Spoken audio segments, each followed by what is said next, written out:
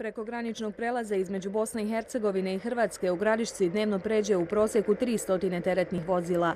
Taj broj nakon ulaska susjedne zemlje u Evropsku uniju mogao bi da bude duplo veći, jer će ovo mjesto uz Bijaču na jugu biti ključno za izvoznike roba biljnog i životinjskog porijekla. Predstavnici lokalne vlasti strahuju od saobraćajnog kolapsa. Moramo isto tako istaći da i sadašnja frekvencija nam određenim danima i vremenskim periodima pravi određene čepove i da smo bili svjedoci i kilometarskih kolona u principu na ovom prelazu.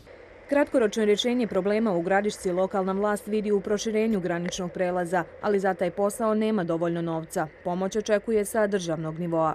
Tu će upravo za indirektno oporezivanje uložiti oko 300.000 konvertibilnih maraka u smislu proširenja same nadstrešnice na graničnom prijelazu Gradiška, uvođenja jedne dodatne trake za teretni saobraćaj, a isto tako bit će posebno regulisan sam saobraćaj od carinske ispostave prema graničnom prijelazu kako bi se stvarale što manje gužve. Zaista su rokovi tako tjesni i mora se upaliti jedna vrsta alarma kod onih institucija koje su nadležne za realizaciju ovog posla.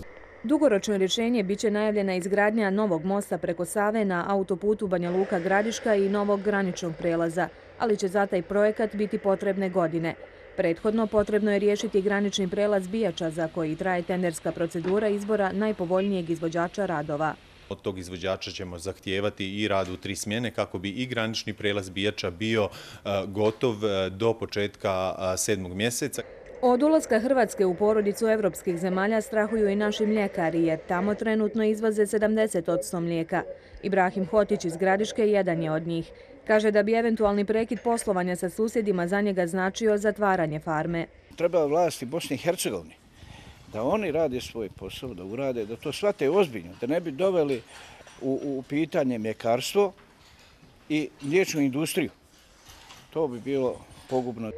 Koliko vlasti u našoj zemlji brinu o poljoprivrednicima ilustruje upravo Hotićev primjer.